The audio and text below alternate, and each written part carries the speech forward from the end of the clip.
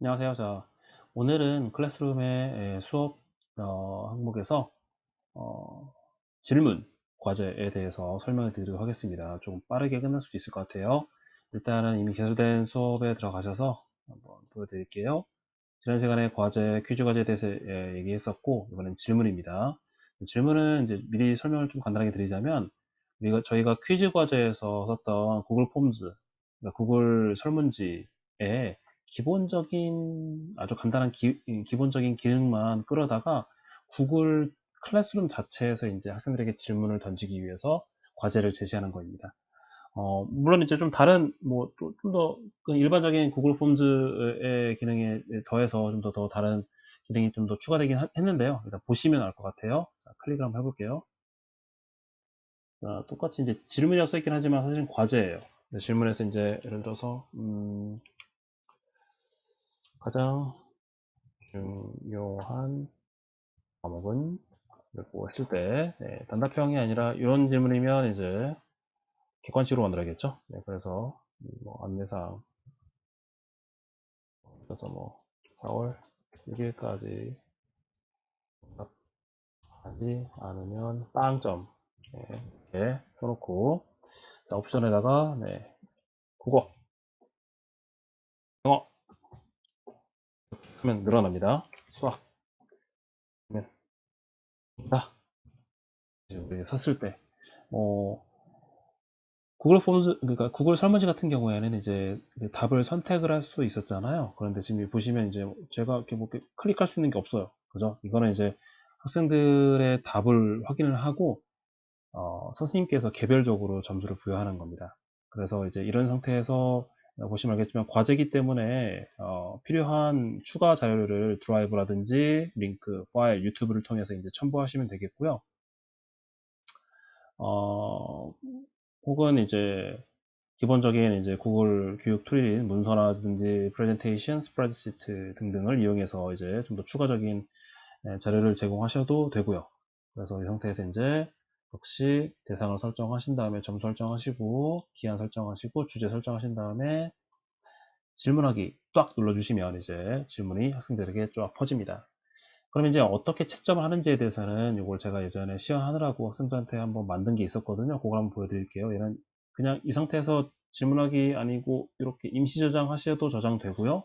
아니면 그런 거 다 무시하고 쿨하게 X자 누르셔도 이렇게 초안은 저장이 되어 있는 상태니까 너무 네, 걱정하지 않으셔도 되겠고요.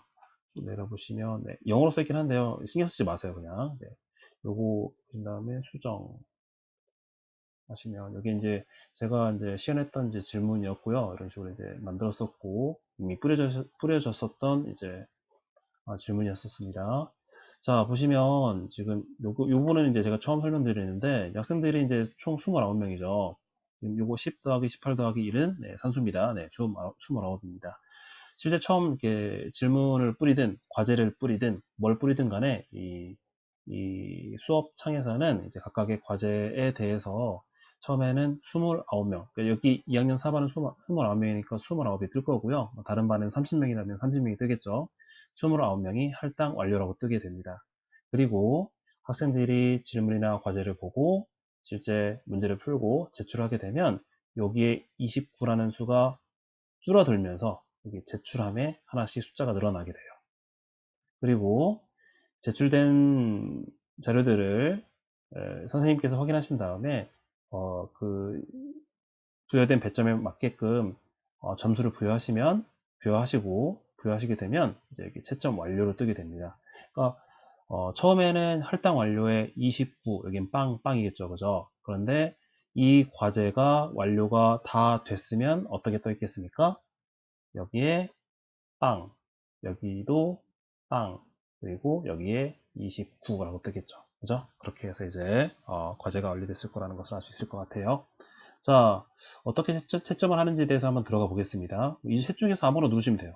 아무거나 딱 누르시면, 보시면 이제 그 학생, 제출의 학생에 대한 이제 내용이 나오는데, 여기 학생들의 이름이 쭉 써 있고요. 각각의 학생들의 이름을 클릭하시면 학생이 이제 제시한 답안을 볼 수 있습니다. 이걸 보고, 괜찮네, 맞는 답인 것 같네, 라고 하시면, 여기다가 1점. 제가 이 퀴즈 과제에 가장 맥시멈 점수를 1점으로 부여했기 때문에 1점으로 할 수 있는 거고요. 뭐 이거는 0.5점도 입력을 할 수 있습니다. 입력을 하는 순간 이제 입력하고 엔터를 누르면 바로 이게 저장이 되거든요. 다시 또 1점 저장. 네. 이게 학생들한테 바로 통지가 된 게 아니에요. 이거는 채점을 한 게 아니고 보시면 알겠지만 초안이에요. 그러니까 이 학생의 점수를 1점으로 일단은 세팅해 놨는데 나중에 맘바뀌면 바꿀게 정도의 느낌으로 생각하시면 되겠고요. 얘를 이제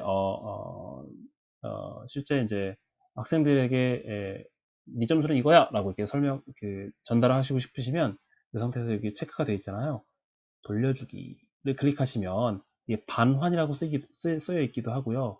혹은 돌려주기라고 쓰여 있기도 합니다. 이거는 이제 제가 경험상 보니까 이 크롬에서 자체적으로 이제 한글로 이제 번역을 하는데 각각의 디바이스별로 제각각이에요. 어떤 디바이스는 반환, 어떤 디바이스는 돌려주기 이런 식으로 써 있더라고요. 그래서 여기 이제 과제를 반환하시겠습니까? 라고 멘트가 뜨고 학생의 점수가 뜨고요. 그리고 이제 예를 들어서 제가 피드백을 갈 수 있죠. 참 잘했어요. 라고 쓰고 돌려주기를 누르면 학생에게 바로 알람이 가고 학생의 점수를 학생이 확인할 수 있고요. 자, 일단 취소를 잠깐 할게요. 근데 여기 잘 보시면 아까 뭐라고 써 있었냐면 비공개 댓글을 써 있어요. 이건 무슨 뜻이냐면 이 학생과 선생님만 이 댓글을 확인할 수 있는 겁니다. 여기에 막 상처 입는 얘기 썼는데 누구만 상처 입는 거라고요? 네, 이 학생만 상처 입는 거겠죠. 그러면 만약에 자, 저 이건 반장인데 이쁩니다. 네, 취소 일단 누르시고 이미 점수가 배점이 완료가 된 학생들은 맨 마지막에 채점 완료에 떠 있죠. 그죠? 네. 호진이는 같은 경우는 이제 장난 제가 0점을 준 건데, 일단 보시면, 이렇게, 네. 이거, 네. 무시하셔도 됩니다. 일단은, 친구들이 이렇게 질문, 이 답에 대해서 이렇게 댓글을 달 수도 있어요. 일단, 이렇게 해서 채점 완료라고 했고, 떠 있고요. 이 상태에서 얘를 클릭을 다시 한번 하시면요. 이 점수를 수정할 수 있어요. 여기를 반드시 클릭할 필요는 없고요. 그냥 여기서 이 점수 자체를 수정할 수 있습니다. 그러니까 분명히 반환해서 학생이 0점을 알고 있는데 선생님이 실수를 했거나 혹은 학생이 다시 답을 재정정해서 제출한 경우에는 잘했구나 맞네 1점 맞는 것 같은데 1점 저장하신 다음에 이 학생을 선택하시고 돌려주기 하시면 아이고 아까 맨 위에 이 학생도 선택되어 있었네 빼고 네, 얘만 다시 돌려주기 하시면 이 학생이 원래는 0점으로 이전에는 0점이었지만 1점으로 다시 변환돼서 점수가 다시 부여가 되게 됩니다. 이런 식으로 이제 이전에 말씀드렸던 과제나 퀴즈 과제 혹은 다른 이제 과제 다시 말씀드릴게요. 그러니까 과제의 경우에 이런 식으로 이제 학생들이 과제를 제출하면 거기에 맞게끔 선생님이 확인하신 다음에 뭐 100점이든 5점이든 10점이든 그러니까 그 맥시멈의 점수를 세팅하신 이후에 학생의 그 결과물에 맞게끔 점수를 부여하시고 피드백을 가해 주신 다음에 다시 돌려주실 수 있고요. 학생이 돌려받은 자기의 점수와 결과물을 보고 내가 이걸 또 보완하면 되겠구나 싶으면 다시 보완해서 재제출을 할 수 있어요. 그럼 다시 선생님께 다시 그 과제가 다시 돌아오게 되고 다시 또 그 내용들을 확인할 수 있으시겠죠? 그럼 다시 또 그 내용을 확인하고 점수를 재조정해서 이렇게 화면에 보이시는 것처럼 다시 돌려줄 수 있습니다. 이런 식으로 구글 클래스룸은 이제 과제를 한 번만 제출하면 그냥 끝이 아니잖아요. 선생님과 학생이 번갈아 가면서 왔다 갔다 하면서 계속 피드백을 서로 주고받으면서 과제를 완성해 나가는 과정을 이제 만들어낼 수 있기 때문에 그런 부분이 이제 학생들의 과정 중심 평가라든지 교육에 있어서 굉장히 유의미한 기능이라고 볼 수 있을 것 같습니다. 자, 여기까지 해서 퀴즈 과제, 퀴즈 과제가 아닌 질문 과제에 대한 내용을 잠깐 살펴보았습니다. 수고하셨습니다.